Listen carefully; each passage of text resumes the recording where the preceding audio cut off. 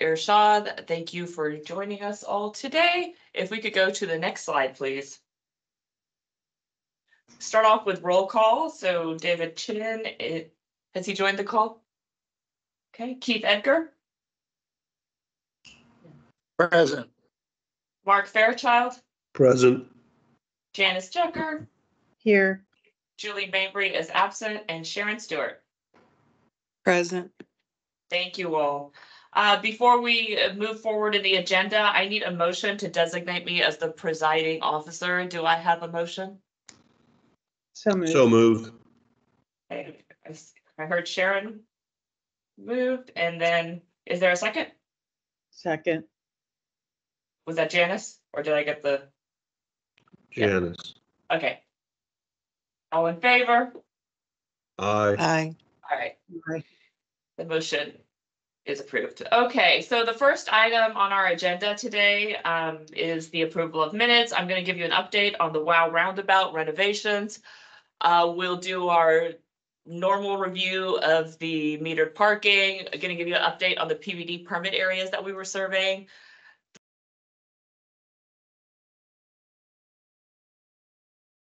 PD joining us today.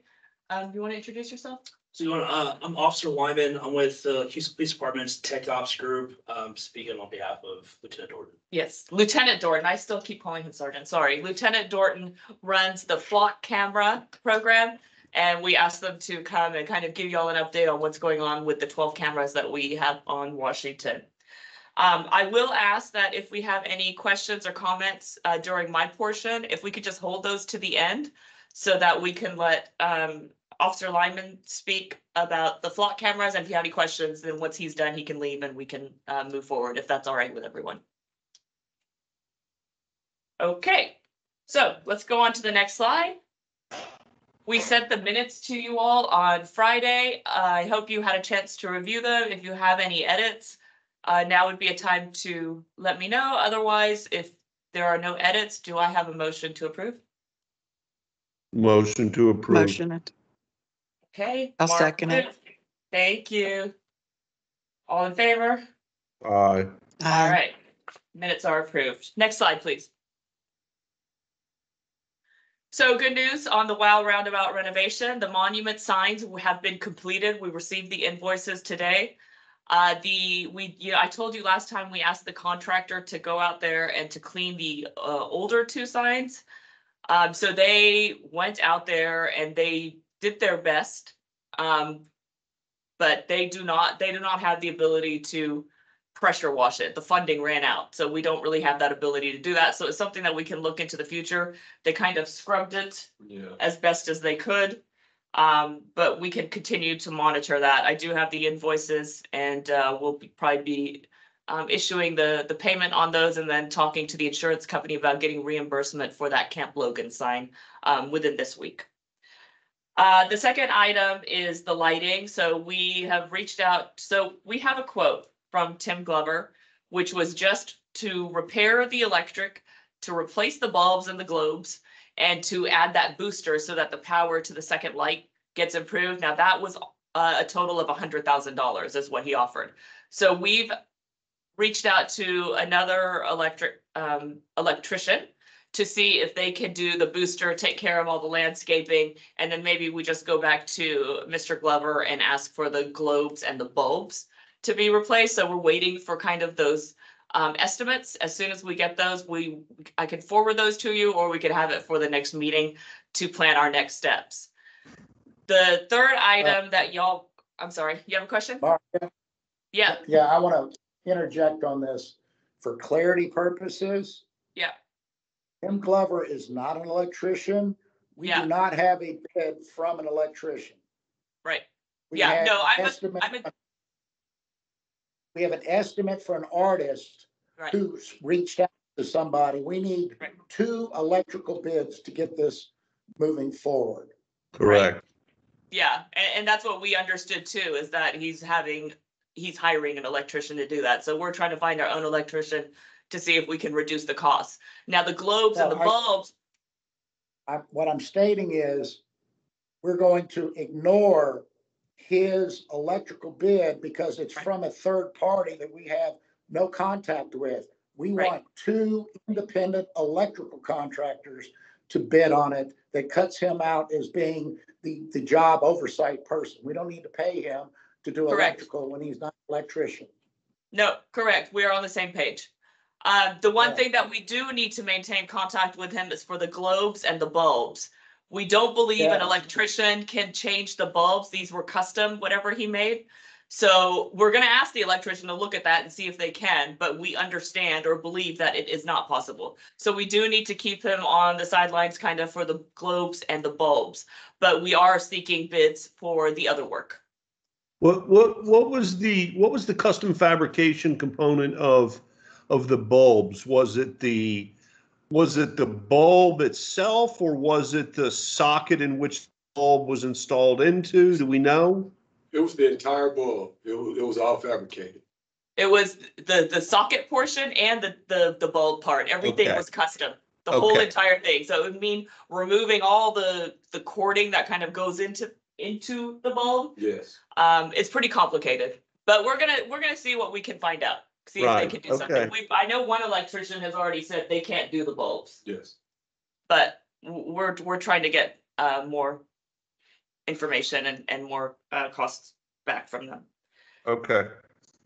Okay, the other item that we talked about last month was beautification program. So we've reached out to the Parks Department to see, I know they have adopted Esplanade, adopt medians. We don't really have any of those in the corridor with the exception of the roundabout, which has already been adopted, and we don't want to look at that. So we're also talking to Public Works about, around the sidewalk. They are responsible for maintaining, the grass and the limited areas where we do have grass out there. We can also look into like permanent trash cans. Now, my concern with that is our sidewalk is not very wide. And I feel that kind of infrastructure in the public right of way will be challenging. But we're trying to get more information and talk to vendors that can do like cleanup and some kind of beautification in the area. So we'll have probably better idea of that information for you next month. Yeah, and Maria, they're used to, in areas of that roundabout, there used to be benches and there used to be trash cans that were positioned on a concrete pad that were not, part of the public right of way, part of the sidewalk. So those concrete pads still exist out there. Unfortunately, the trash cans and benches have gotten taken out by cars over the years. So, but those pads still exist. Okay. I'm interested to see, with the reconstruction of the roundabout, does that make our signs last any longer? Because the way it was constructed before without the speed kind of cushions that slowed people down, it may have caused, not caused, but led to people just driving too fast through there. And I'd like to see the signs and, how well they hold up in this new roundabout environment before we start looking at putting more infrastructure into the corners of the roundabout, just to make sure that it's gonna last. Sure. Also, in regards to trash cans, is there a lot of trash on Washington Avenue? So Friday, Saturday nights, after the kids are all out there, there is trash, and there's also trash in the neighborhood. So we're looking at like Center Street and Lillian Street that is behind all these, where the trash kind of ends up in the ditches and by the cars. They order pizzas out there. Can we get a provider to go out there, a service provider to go out there and clean it up, like on a Saturday or a Sunday? Maybe, I don't know, weekly is going to be feasible, but at least once a month, go around and give the area a good cleaning. Something like that. Okay. Or I'm going to go back to what I said before. Can we make sure that the food trucks that are out there that are required to provide trash receptacles are actually doing what it is that they're required by ordinance to do?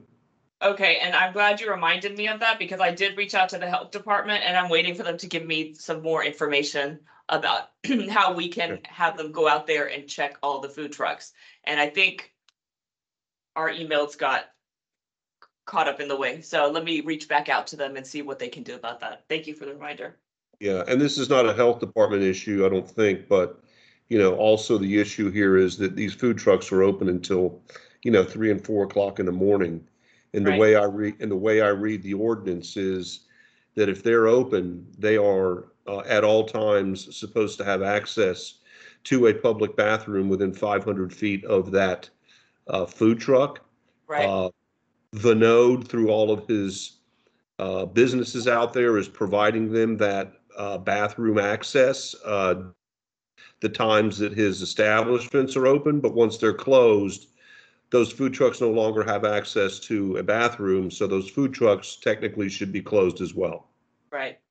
We can get health inspectors out there to check on it. I just need to follow up with them, so. That might be an enforcement issue. I've actually talked to, Acting Chief Satterwhite about this, so kind of working a couple of different angles. Okay, sounds good. Holt, did I miss anything about the well roundabout? Do you want to mention the permit areas or that's somewhere else this? The permit areas. I did not bring that information with me. It's not added in the slide, but let's go ahead and talk about that because that was on the agenda. There's not a slide for it. Okay, so at our last meeting, we had talked about the PBD has permit parking areas only where a customer has to buy a permit and they could park there. It's usually a resident that can use that location. Some of these locations are adjacent to businesses. So what we did in the past few weeks is Norman Holtz, our division manager over meter operations, and his team surveyed the PBD permit areas. And we have identified, I believe it's 27 parking spaces. Do you have that list with you? Oh, no, it's like 80 parking spaces. 80 parking spaces that were originally zoned as permit parking only that we are converting to metered parking. So they'll be pay by app zones. We're not actually installing a meter. It'll be just the signs that say pay by app. Last week, we talked to the adjacent businesses that are in the area and no issues with that. And we also checked permit sales, correct? Yes. And there's not many PBD permits being issued anymore. Holt, what did I miss? Yeah, no one's parking, no one's buying permits for those areas, and they're in high demand Mhm. for, paid parking. Right. So we're gonna switch them over to paid parking areas, so hopefully bring in a little bit more revenue to the PUD. Yeah, And- sounds good. Sounds good as long as it's not impacting any of the residents that live in and around there. And it sounds like it's not. They're not purchasing the permits. Right. Yes, they're not purchasing permits. There are areas that are business areas. We avoided the residential areas altogether. Okay. And how long might it take to get the signs? I know we have a issue getting signs. That's always a delay, so. Yeah, I told the business owners it's probably gonna be within the next month or two before we can get everything done. Okay. But yeah. that's what So we're- by August sometime. Yes. Okay, yeah, so we should have all these locations updated and we'll send you the location. I did not put that information in the slides, so we'll send that to you. Okay. Thank you, Holt. Let's go on to the next slide, please, where we'll give you our numbers for May. So you can see meter revenue, we did about 22,000. There was 4,000 plus meter transactions. Our average transaction is now $5.38, and we had about 544 expired meter citations in the area. So definitely you're seeing enforcement be pretty steady since March, as well as the meter revenue. So the seasonality of the parking meters, it is demonstrated. March is definitely when we see a pickup. Okay. Can we go to the next slide, please?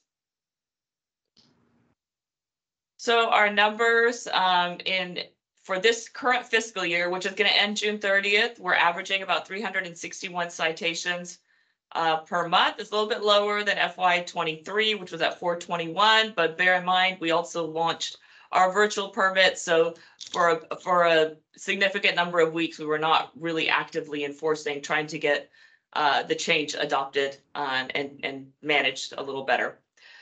So the average meter transaction is 3,758 meter transactions by month for FY24, which is a little bit lower than FY23.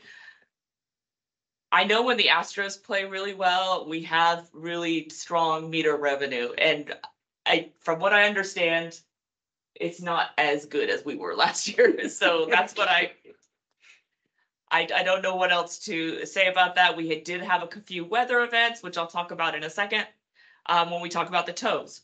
So in April through June, and this is just June to date, we've done 87 tows. So April was very light towing. May, we had 18 tows. But please bear in mind, in May, we also had the derecho where we lost, about 4 days of work. There was no office hours, and we didn't have anyone overseeing it during the weekend. So May was a challenge. June to date, we've done 47 tows, so the numbers are picking back up. One of the challenges that we've had the past few weeks, which we've already addressed with our contractor, is the number of tow trucks. So May was also impacted because it was hard to get tow trucks. We have multiple areas that have significant parking challenges, and there was a lot of activity in the Alameda corridor for the past few months, and we've been coordinating with HPD on that. And unfortunately, a lot of trucks were busy in that area, and we were not able to get the number of trucks that we needed in Washington. However, Kivia Stroder is our compliance division manager, and she has already been working out those challenges with our contractor to ensure that we address both areas as best as we can and not divert to one area versus ignoring another. So we should see more improvements going forward, and the numbers should get back to, pre-virtual permit areas. And then, Mark, we can talk offline about the challenges with the constable. I'd like to meet with the constable at some point and also understand how we can better help them. There might be some technology that we can look at. Okay.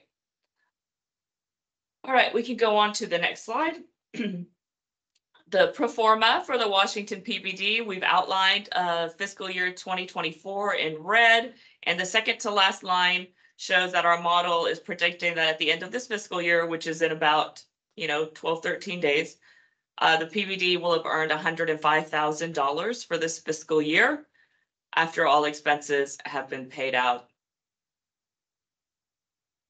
Let's go ahead and go to the next slide. This is your project and budget list. So, okay, I'll have to look at my sheet because I can't see that. So the first column is the project. The second column is when it was approved. The third column is the amount that was approved. The fourth column is the costs, the expenditures that have been paid out. The next column is the date that it was paid. And the final column is the balance, if there is any remaining balance of that project. For example, on the WOW monument signs, because we just got the invoices today, it shows that y'all have allocated $35,000. The project balance still shows $35,000, but by the end of this week, we will have paid, remind me the cost, $13,000? $13,000. So we'll pay out the $13,000. And the remaining balance will be put back into the Washington PBD fund. Once we receive the check from the insurance company, that will also be placed into the Washington PBD fund. But as of today, so we had a balance at the start of this fiscal year of $342,000. And we've spent already this year about $54,000, a little over $54,000. We have encumbrances of $73,000. These are bills waiting to be paid. That includes that $35,000 for the WOW signs. So as of today, there is almost $215,000 in the PBD fund that can be allocated to projects. On July 1st, that first week, we'll transfer the money that was earned this year. So that $105,000 from the last slide will be transferred over to the PBD fund in July. So that will bring our projected fund balance to about $320,000. Next month, you will see a different fund balance. It'll probably be a little bit higher because we're going to save some money on the WOW monument sign allocation. Some of that money will be returned. So that's where we are for the fund balance. And with that, we can go to the next slide. It doesn't have to be. So before we had, I know y'all probably might have questions for the stuff that I ran through, but in the interest of Officer Lyman's time, I'd like to give him the floor so that he can give y'all an update on the flock cameras and ask any questions that you might have. You all are familiar with Lieutenant Dorton, who oversees that program. Unfortunately, he was not able to attend, but Officer Lyman is surely capable of answering all our questions. So Officer Lyman, with you, I'll throw it over to you. Can you guys hear me from back here, or do we need to scoot up? I think move, I think come on. Yes. It's a little hybrid meeting action. I don't know what to look at the TV or. This is ensure compliance with Open Meetings Act. Awesome. The more you know.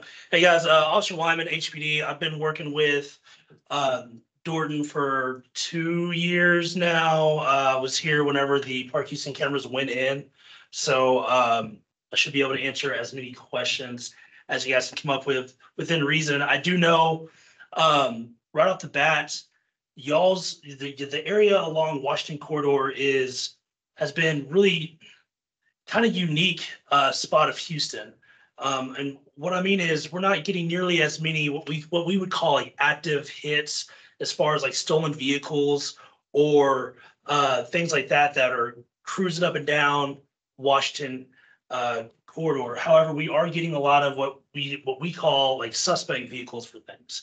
The way this system works is, if your vehicle is listed as stolen plate, gang terror watch list, Amber Alerts, missing persons, that goes into the National FBI Crime Database, the NCIC database, and then as those cars hit off of those cameras, the vehicles that are associated with those crimes give officers an active alert. It's like easy fruit, right? It's low hanging fruit for our patrol guys. Instead of me sitting that out there on the corner to catch grandma on her way to HEB for her expired tags, I'm going to sit back and I'm going to say, wait a second, there's been a stolen vehicle that's passed by here 2 out of the last 3 days. I'm going to leave grandma alone, and let's target these bad guys. And that's kind of been the main focus. And I ran a small data set for, I believe it was April to May. And out of 30 days, it was like 34 unique stolen cars were cruising up and down Washington Avenue.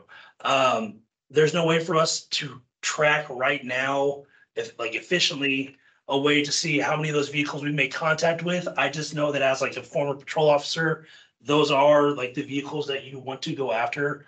Those are bad guys. We all know good guys are not driving around with bad guy cars and stolen cars, right? Bad guys are driving around in bad guy cars. If you're in a stolen car, you're not going to pick up, mom from choir practice and take her to an appointment at MD Anderson or anything like that. You're in a stolen car to go out there and do bad guy things. Okay, we're stopped and we're making more contact with that small percentage of the population that's responsible for 90% of our crime. One thing that was interesting when I say the corridor is a little bit different. Y'all are in a, you're off one of the main bloodlines to downtown. And what we're seeing is you may not have as many stolen vehicles, but a lot more suspect white collar crimes. We're getting a lot of fraud alerts, which are not stolen plate, stolen vehicle alerts, but that's detectives working these fraud cases, developing their suspects, realizing, hey, this white Tahoe belongs to a suspect who I've developed through my investigation and fraud. And as those cars are being identified, patrol is able to make contact with these guys and develop their own, probable cause and make contact with these guys and ultimately leads to their arrest, or at least leads to that next piece of the puzzle. We're seeing a lot of those up and down Washington. Like I said, 34 stolen cars. You're looking at 1,000 or so of these developed suspects through our investigators that are traveling that way all day, every day. We're making contact with these guys where contact would be, few and far between. We're seeing higher quality contacts more often. Y'all's, the 12 that we've got down here are a piece in a much larger puzzle, which is kind of hard for some folks to kind of wrap their minds around. The 12 that you got the data that I just gave you with the 34 stolens and the thousands of suspect vehicles that go by, that's just us. That doesn't tell you all the times that Sugar Land has used those cameras or that Bel Air PD has used those cameras. It doesn't even tell you how much Harris County has used those cameras, and we all share neighboring jurisdictions. That's just our own department. There is no way for us to be able to, like, I guess, quantify the success per camera per agency, because so many agencies throughout our region are using them. We hosted a flock summit earlier in the month, and we had 81 people from 40 agencies, from Bryan College Station to Lake Jackson and everything in between, coming to us to try and figure out how we can do that better. You know, you guys are one of 350 stakeholders that LT and I feel responsible to report to, right? I mean, you're allowing us to use this tool to do what we love, which is catch as many bad guys as possible. No one camera is, you know, I always tell people, like, no one camera is more or less valuable than any other camera. You may have a camera that's out on the west side that's getting 100 stolen vehicle hits a day, but you can get that one, and on the southeast side that saves an Amber Alert child. Which one has more value? You're catching 100 bad guys, great. You're saving that one kid, great. There's any one piece of the puzzle is huge, and we can't be nearly as effective without as many pieces, you know, as possible. This whole collaboration that has been developed over the last 2.5 years since Flock really took off in the area has been awesome. We get to report directly to you guys, who are stakeholders. You're, you know, investing in a technology that allows us to do what we want to do, that in turn keeps you guys safe. It's a symbiotic relationship. The coolest thing in law enforcement that I've seen, that allows us to talk to you guys directly, not have to go through all these other chains. I mean, you're in local government, you know how hard it is to get things done. We're at the drop of a hat. Generally, if we get an email, it's like, hey, here's some information, here's what we can give. That's kind of just a general overview. I know I can speak fast, so if you have questions or if I need to speak slower, let me know, and we'll just kind of work ourselves through this. Well, I'll speak now, Keith. I'm sure you got something you want to say too. I don't know, officer, that we necessarily were. Let me back up. You know, one of the reasons that we agreed to put the flock cameras along Washington Avenue and to fund those cameras was to also assist us in providing what I call objectionable data about the quality of the or the people that travel that Washington Avenue corridor, whether it's during the daytime or whether it's at nighttime. Everybody's got a subjective idea of who's here and who. But the reason for the cameras was, you know, not only to help catch bad guys, but was also to be able to say, really is, you know, 34 stolen cars that have come down here, or whatever those metrics might be, so that we can then turn around and say, well, what do we want to do about the corridor? Should we, you know, ask HPD for more enforcement, whatever that might be? That was part of the reason of putting the cameras in, which is why I've pushed back on, we'd like to know, you know, some type of narrative about what you're seeing. Yes, I understand every single camera is important in helping to solve that crime. And like you said, I mean, one hit on an Amber Alert in the southeast somewhere might be more valuable than picking up 3 bad guys that are, you know, stealing cars. We just pushed back because we felt like we needed to understand, are the cameras valuable? Are they providing you with evidence? Are they providing you with Amber Alerts? Are they, you know, are bad guys with stolen cars driving through the zone? And I think you've answered the question, which is, yeah, there's a lot of stuff going on down Washington Avenue. And that's all we were looking for. At least that's what I was looking for. Not necessarily what specific action did you take off of a text that came off of one particular camera, and did you catch the bad guy? Because I know that's not the way this works. So that's just my kind of 2 cents.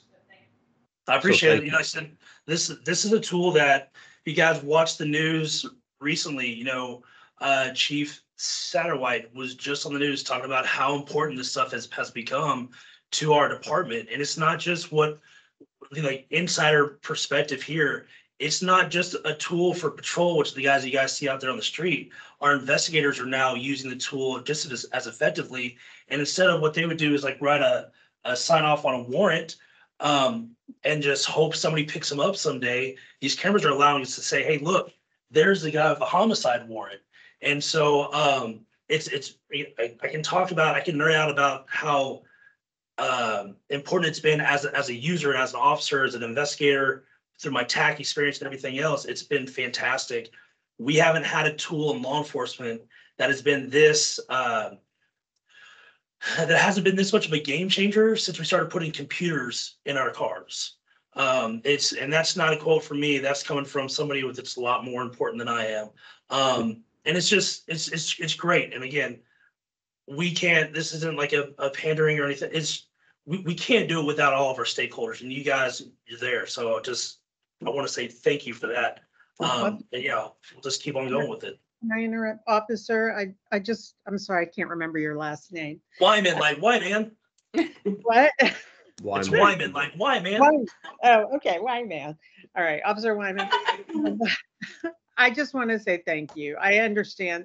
I live in the villages, and those cameras have been invaluable. And so I'm glad that y'all are getting good use out of them, and that we can contribute to that and help you. So thanks for what you do. Thank you. I'd like to know if it's possible, if we can have month-over-month data to see if our area is improving or is it in decline? Meaning, in the month of June, we had 35 alerts that is a stolen car. We had 50 felons come through. We had 3 Amber alerts. We could see trends in those numbers of whatever categories you have for the alerts. I'm not really concerned about did you catch the guy or who the person was, but is it possible that we can get month-over-month data that shows the trends of what's going on in the area? So I guess my question is, let's say you got, in the month of April, you had 35 stolen cars go by. Okay. If we make 15 arrests, then your numbers are to go down the next month, correct? Right? It makes sense, right? You got 35 cars that go by, the same 35 the next month. We make those arrests, take 15 off the street. Well, now your numbers are go down to 20. What's the data showing you? That their cameras aren't effective, or that the officers are doing what they're supposed to be doing to taking the guys off the street? I understand that there's we want to see like the effectiveness or the efficiency maybe of these cameras at each spot. There's just no way for us to efficiently go through and say, hey, look, we only have this much data. Like I said, I was able to pull off just our own department's hits for 30 days versus, again, when you have smaller groups, like the villages are great. Schultz does a great job over there. And he pulls out all sorts of stuff. He's got 10 cameras to work with. We're managing over 1,000. This is one meeting. This is my second one of the day. We've got, like I said, there's 350 of you guys. We try and give that real kind of boots on the streets kind of perspective. So from a month-to-month perspective, as far as, or month-to-month analysis, kind of tracking what specific hits from what specific cameras or what network. Like you guys are 12 cameras in our network of 570. It's very time consuming.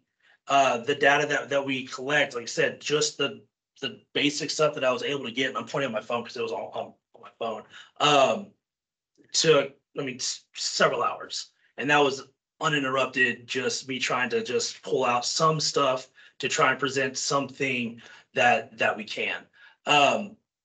Right now, with the way we have things going on, there's no easy way for us to extrapolate. Again, the NCIC alerts, that's law enforcement alerts that are saying, hey, look, again, this vehicle is stolen. That stuff's a lot easier. The value is coming on the back end on the investigative side. So whatever data we would be able to give would be, not even halfway, like a good representation of the total data, if that makes sense. Why give you a piece of the pie instead of the whole thing? We're working on being able to get that whole thing. It's just been a process. It's been an uphill climb. But we're actively trying to come up with a more efficient way to get all this information. Can I ask if you're like talking to the flock representatives about easier reporting and extracting it. Yeah. That's like a work in progress and it's, We're that working you've on, heard the stakeholders and you're just working on building that. yeah, and With we're luck. working on their end and on our end, right, on the reporting end. So going back to just the low hanging fruit of those alerts, right? If our officers aren't inputting the fact that they're making contact with them, we're getting bad data. If officers are flagging vehicles and we're making moves on these vehicles, which ultimately, like, I'm in law enforcement, so to me, that is the most important part. Like, I can't keep you guys safe by knowing that, hey, there's 50 cars that drove by that were stolen. I want to know who's in it. Like, that's my job. We get that one guy off, 50 cars are not going to be driving down Washington Avenue. So I know we're coming from different, kind of perspectives on that, which is fine. I mean, you guys do what you do. I do what I do. But we're only getting half data if we only rely on just the patrol side of the tool, as far as to show its effectiveness, as a reason to, like, kind of keep with the program or to not keep with the program.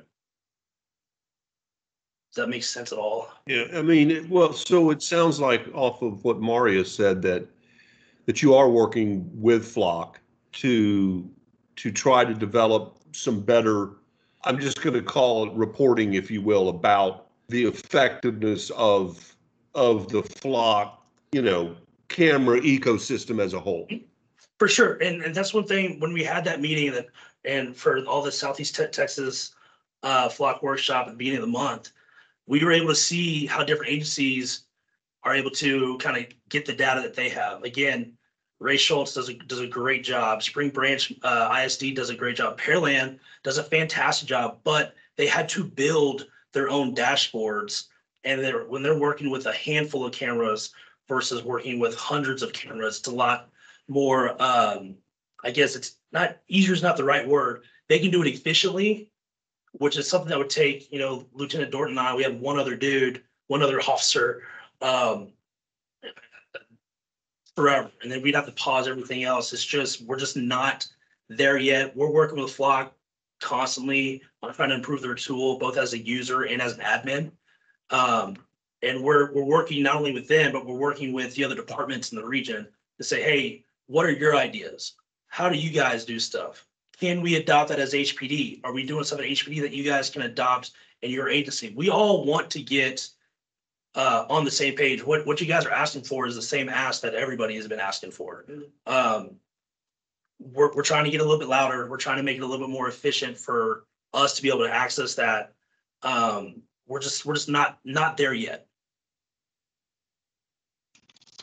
Okay, but you're making progress. Let me ask you another question. All of the cameras that we have on Washington Avenue are positioned looking east-west. Are there other areas within that corridor that you would like to see additional cameras deployed? Yeah, I mean, because originally, this is where HPD said to put the cameras. We're not camera experts, right? Yes, sir. Hey, we want to put some additional money to work in the zone. Are there other areas within that zone that you would like to see cameras, like, say, a north-south view on TC Jester or a north-south view on Shepherd Durham?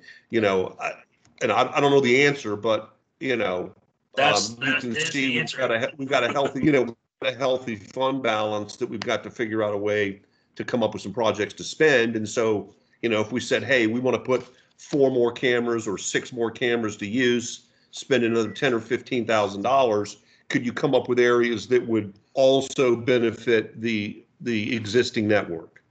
Yes, and that's one thing that our unit does. Of the cameras in the region, we've had a hand in probably developing 95% of the deployment plans.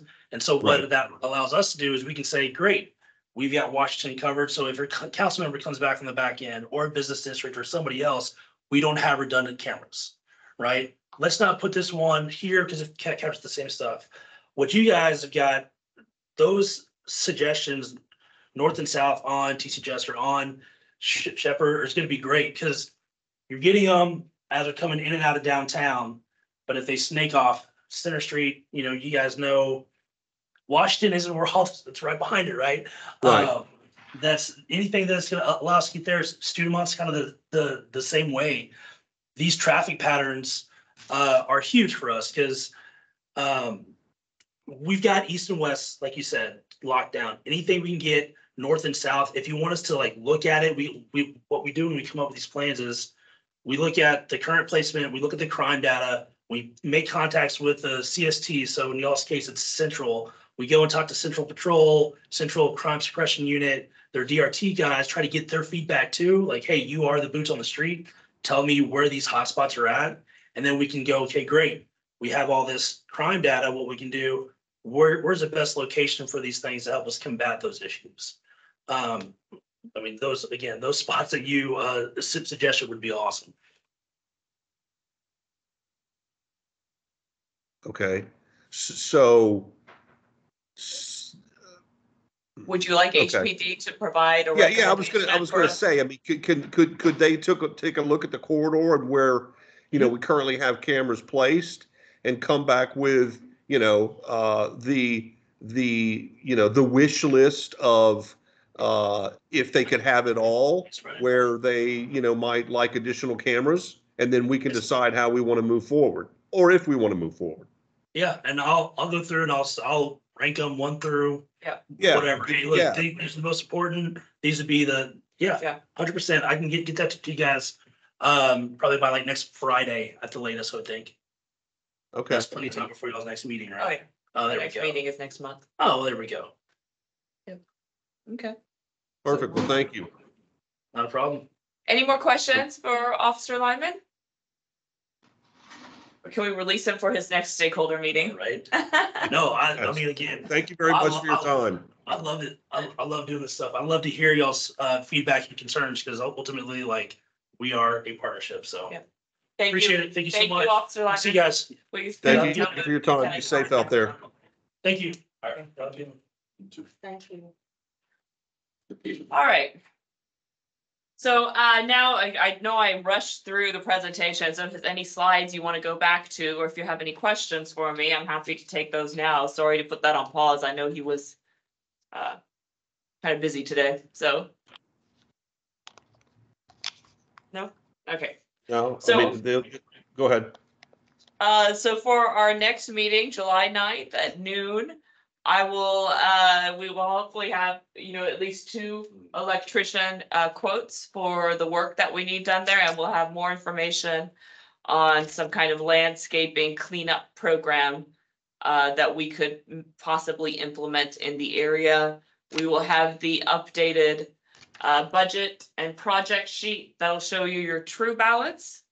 It's gonna be a little bit higher than what you see on here. And I need to get in touch with the health department to circle back on the food trucks for Washington. So we've got a couple of action items on our side that we will have ready for the next meeting. Is there anything y'all would like me to look into? So I've also got a question here. Is the repainting of, say, crosswalks at intersections is I'm just trying to think of ways that we can spend money to improve the public realm. Is the repay, because so many of those crosswalks are basically non-existent anymore. Is the repaving of some of the things like at TC Jester or, down there at Heights and Yale, is that something that falls within the bullseye of the benefit district's, mandate? Yeah, that is something we can talk to Public Works about. Can we fund, rehabbing the crosswalk? I don't know what the status is on any street projects they may have, but let me reach out to them and ask them. I know we've talked about mid-block crosswalks before. I still am skeptical about those on Washington, make me a little nervous. Yeah, But, I'm not sure with Washington being on the designated major thoroughfare Right. list that they're going to put mid-block crosswalks. I don't think that's going to happen. But, there's many intersections where don't exist anymore. And so anything that we can do to bring, visibility to the fact that, there are pedestrians crossing the street, might be something that we can, look at funding as well. Yeah, so we can look at crosswalks. The other thing that I wanted to look into is, the topiaries that someone from the rodeo dropped off in front of. Yes. So the topiaries are there and they're really fascinating, and someone just dropped them off, and we could ask a landscaper to take care of those. That's in the public right of way. So I was gonna check into a landscaper taking care of that. The other things that we can look into, again, and I know the committee has not expressed interest in these in the past, but maybe things have changed. They have the electrical boxes and the mural art on the electrical boxes in the area. That's something we can look into.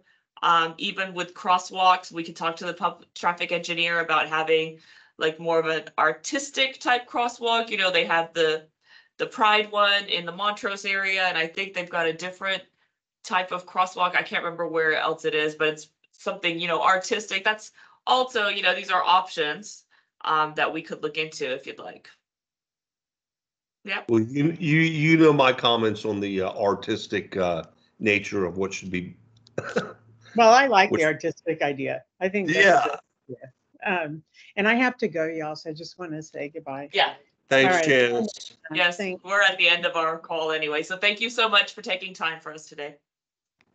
Okay, so we'll look into rehabbing crosswalks and some of the other things that we mentioned, landscaping those topiaries. Does anyone know who dropped them off? They just came after the rodeo.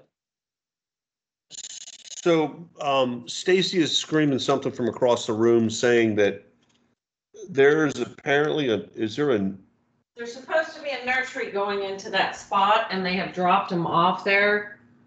As, Oh, yeah, I don't think Bluefish is gonna be there much longer. there's gonna be a nursery there? Yeah, that's what we've been, like a plant nursery. that's the first I've heard of that. Yeah. Why did not hear that?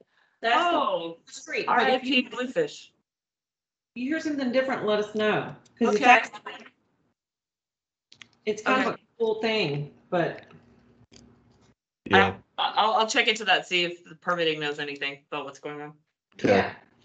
I haven't seen anything come across. She hasn't seen anything The come list. across from the permitting list, but Oh, okay. it's hearing. Anyway, Oh, that's sad. Okay. All right. Do I have any more questions? good. Okay, do I have a motion to adjourn? Motion to adjourn. I'll second it. Thank you, Sharon. All in favor? This Aye. meeting is Aye. adjourned. Thank you guys so much. Stay safe over the next few days, and we'll talk to you in July. Thank you. Thank you. Thanks. Bye.